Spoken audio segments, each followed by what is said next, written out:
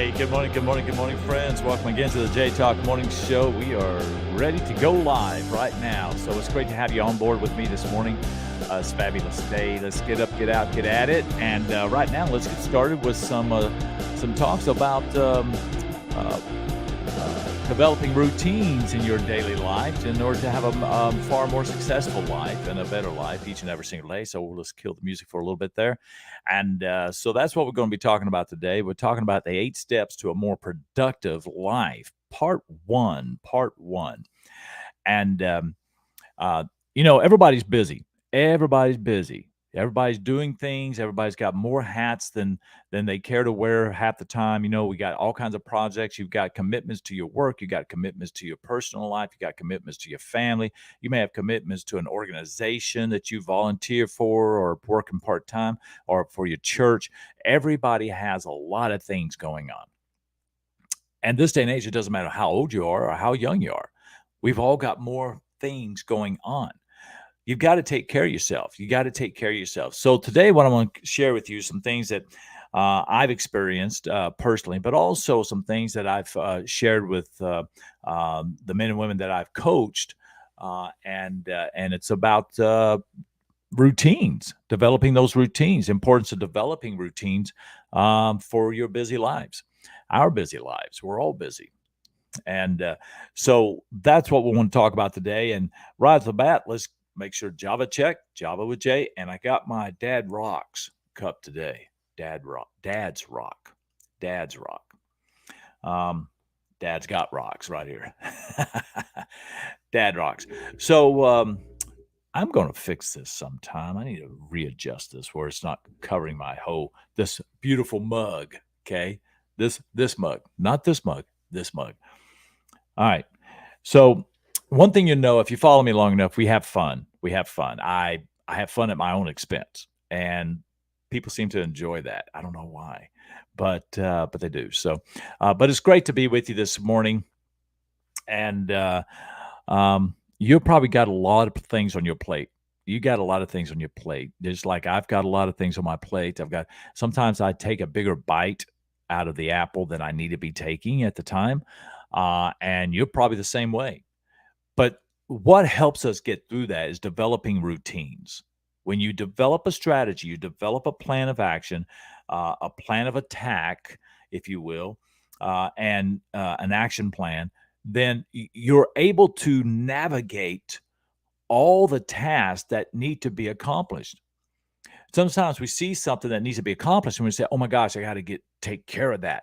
Well, you look at the project, the task as a whole, and it can become overwhelming.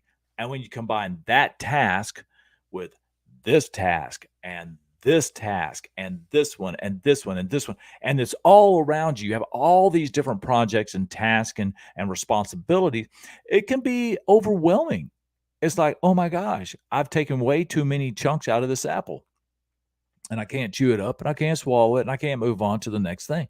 And we're all guilty of that. I mean, especially if you're in the personal growth and development, industry, you're guilty of that too. Between coaching and training and speaking and helping to develop people get to where they want to go, you've also got to build your business. You've also got to you're a content creator.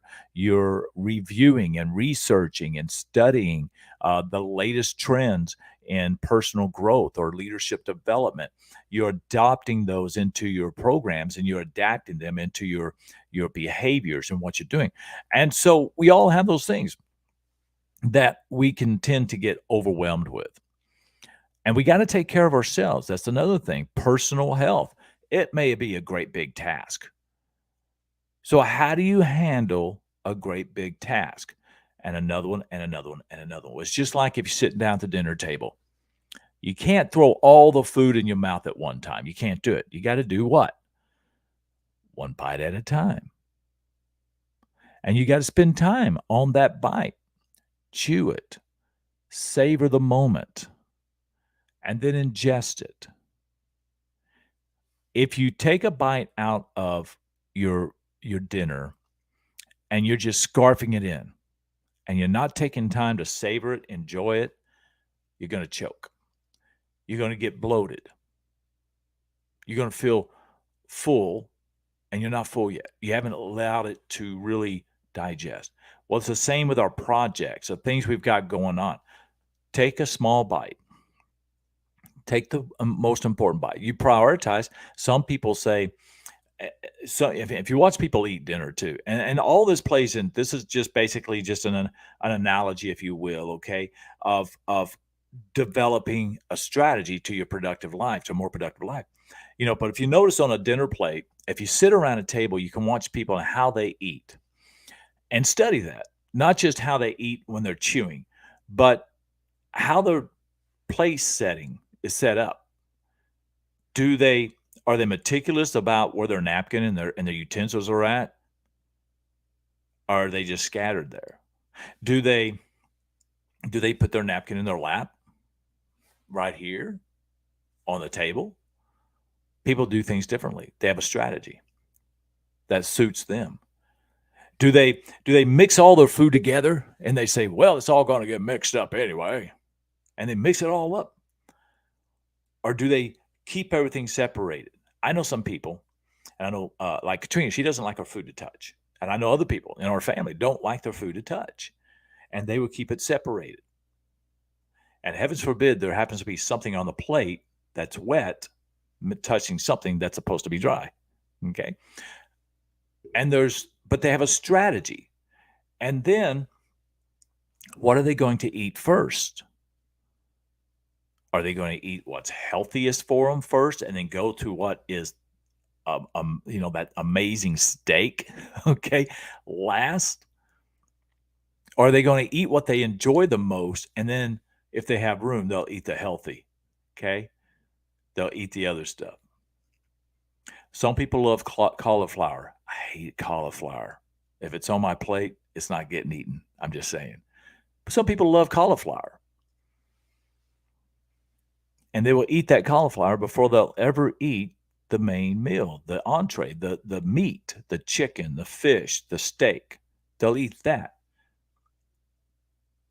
Because they also see that they want to get the health in first before they eat this, and then they can portion themselves on what's left. But they have a strategy. And if you have a lot of plates on your setting, you've got to determine, how am I going to approach this? How am I going to strategize this? Do I want to keep things separated so they don't blend over into each other? Sometimes of our projects or our tasks, they'll blend over. And when they start to blend over, sometimes what happens is we get confused which way to go. Do I go left? Do I go right? Do I take care of this? Do I take care of that? Which one do I do first?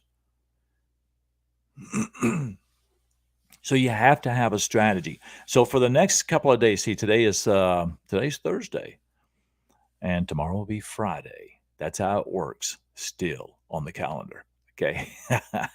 So today and tomorrow, I'm going to talk about this, the 8 steps to a more productive life. Okay. And hopefully wrap it up by then.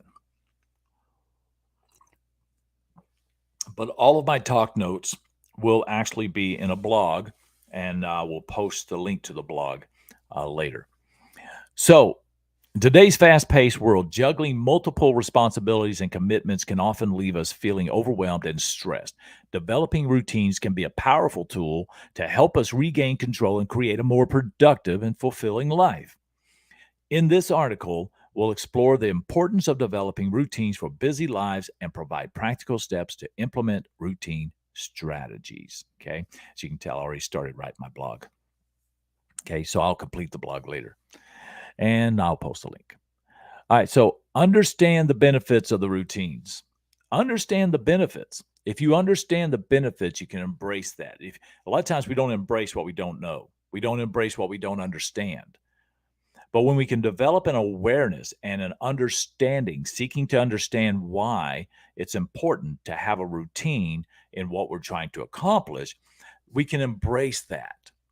And when we embrace that, we can enact that. We can put it into action. We can be more intentional about what we are doing, what we're approaching, what we're going after to complete a task. Some of us hop around from task to task to task, and at the end of the day, we say, I got nothing done. Well, I would say you probably got nothing completed, but you did get things done.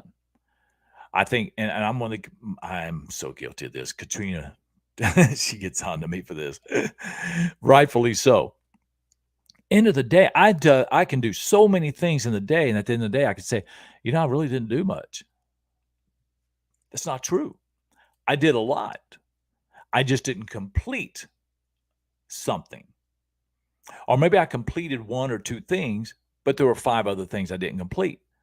And I have judged myself on what I didn't do rather than what I did do. So I want you right now, if that's you, I want you to do that. I want you to stop doing that, brother. I want you to stop judging what you didn't do, okay? And give yourself credit for what you did do. Remember, I'm always talking about football. To get to the end zone, it's 1 yard at a time. So if you completed some yardage, but you didn't get to the end zone, you still made some advances. You still made progress. So celebrate what you did do, even if you didn't complete the task. That means you're closer to completion. And come back at it again. We always, I think I heard Tony Robbins say this. And he said that we overestimate what we can get done in a day, and we underestimate what we can get done in a week. Now, his timeline might have been different, but the premises is still the same. We overestimate what we can get done in a week, but we underestimate what we can get done in a month. We overestimate what we can get done in a year. We overestimate, but we underestimate what we can get done in 5 or 10 years, right? So when you got a project task and you got more and more projects and tasks coming at you, you'll overestimate when you can get that completed and underestimate the grand scheme of things, how you can get it completed in the end. So that's what we do. So give yourself some credit, give yourself a break, and understand that truth. So there's 8 steps. Let me go through 2 of those steps right now. I don't think I'm going to have time to go through all of them because I gave a pretty broad narrative in the beginning. All right, so understand the benefits of routines. Routines provide structure and predictability. Got that? Structure and predictability. Katrina would tell you, I am a strategist. I strategize things. I strategize, and part of it is because, 1, 26 years in the military service, 2, in the men's ministry field, and 3, I'm a guy. It's what guys do. We got to plan out our routes. We got to plan the stops. We got to plan the gas stops. We got to plan when we're going to eat. We're going, we do that because it's almost like a competition within ourselves. Can I reach that? Okay, that's my goal. I'm going to reach that. So every step. And then what happens, guys and wives, you know this, you get this, because if he's driving, you're on the other side, you know what he's doing over there. He's looking at the GPS. He says on the bottom, it says estimated arrival time. Okay. It may say an hour and 13 minutes travel time. Oh, I'm going to break that. I'm going to break that. Okay. And as soon, okay, I'm confessing here. As soon as I notice it says that I dropped a minute, 1 minute, an hour and 12 minutes now, total drive time. Or that I will arrive at 1:12 at my destination. And it started off at 1:13. I'm celebrating. I'm like, yes, I shaved off a minute. And Katrina, I hear that. She's like, oh, good for you. Yay. I shaved off a minute. And I look at that. And if I lose that minute, I got to go back and try to regain that minute. We strategize. Well, having a strategy for the task and the projects you've got going on is going to help you to be more productive, more productive. It's also going to make you feel better about yourself. And here's the thing, too. You got to include in the strategy the wins. When you have made progress, 1 yard, 1 step, one process, you've made progress. Celebrate that. Yes, I got that done. Take cleaning a house. You clean a house, right? You got to go through, okay, look at all the rooms, you strategize. Which room is the most important, the priority right now? Great. Within that room, what's the priority within that room? Great. What do I need to do? If you're like me, you find yourself hopping around half the time from room to room to room to room. Most of us are like that. And there are strategies that help you overcome that. And when you're intentional, see, that's the thing. This doesn't come naturally and it doesn't come easily. It's intentional. It's having that sense of personal awareness and it's being intentional. But you've got to have a plan. You've got to write it out. You've got to strategize. So when I step into a room, let's say, okay, the priority, well, we have guests coming over. Okay, great. I know it's going to have to be the entryway, the living room, the kitchen, the dining room, and the bedrooms if they're staying over, and the bathrooms. So, okay, those. But which is the priority? Well, I'm going to start off with the living room. That's where everybody's going to come in and gather. The living room is going to be the first. Okay, great. What am I going to do in the living room? Well, I'm going to pick up any books or any documents and papers that may be laying around on the couch. Sometimes our couches can become a catch-all, like our full desk. Okay, I'm going to put my shoes where they belong. I'm going to dust. I'm going to sweep. I'm going to put that jersey away that's still hanging over the back of the couch. I'm going to get all that together. Right? So then, boom, I got room number 1 done. Then you can move on to the next task. And the next, and the next. So having a strategy, a plan of action, a plan of attack to approach each one is going to help you. So understand the benefits also providing that structure and that predictability, which can help reduce the stress and the anxiety that you're going to have. Oh my gosh, we got to go. We got to get this done. Have a strategy. Don't worry about it. We got this. Here's what we'll do. A, B, and C. Let's jump on A now. Then we'll follow that with B, then C. And you jump on that. And you got to be intentional. And it'll help. By establishing consistent patterns, we can save time and mental energy, allowing us to focus on what truly matters. Routines also help us establish healthy habits, improve productivity, and create a sense of balance in our lives. See, when you have more strategy, you have less stress. More strategy equals less stress, developing the habits, and then it becomes routine. Second one, identify your priorities. Start by identifying the key priorities in your life. Determine what areas require more attention and focus. That's what I was kind of alluding to when I talked about if you had to clean house, you got guests coming over, what do? You set the priorities. Right? And then focus on that area. This could include work. It could be in your family, your personal health, your personal growth, or any aspect that holds significance for you. By understanding your priorities, not somebody else, but understanding your priorities, you can allocate your time and energy accordingly. Develop a system. How many of you know what the word system stands for? Okay. Saving yourself time, energy, and money. You can, in parentheses on money, you could say resources, okay? But saving yourself time, energy, and money and resources. Developing that system. Identify your priorities. Attack that priority. It's going to give you a better peace of mind. Okay, my friends, coming up on 20 minutes now on this show, so I want to cut that. And so thank you so very much for being here with me today. Let's get a little ticker going on the bottom there. If you need to contact me or want to contact me for any reason, you can go down below. You can shoot me a message, of course, on whatever platform you're watching this on, YouTube or Facebook. I'm thinking about throwing LinkedIn on here too, so I may start doing that. And that's what we got for you today. So I hope you're able to grow and learn. Real quick, I would say, hey, good morning. Good morning to you, Catherine. It's great to have you on again. And so let's go ahead and kick on out of here. And listen, you've got a plan. You've got to go develop a plan, develop a strategy. You'll develop a routine. Okay, understand the benefits, know the benefits, and identify your priorities. Put it on paper, folks. If it's not on paper, it don't happen. It doesn't become an intentional act until you write it out. You can see what you got to do. Take a few moments the night before or early morning, write out your daily plan. And we're going to talk more about that tomorrow morning, as I have 6 other points to try to knock out tomorrow. So hopefully we'll get those knocked out tomorrow. I'm going to have a little more time with you, but we'll knock them out. All right, my friends. So until we see you next time, God bless you.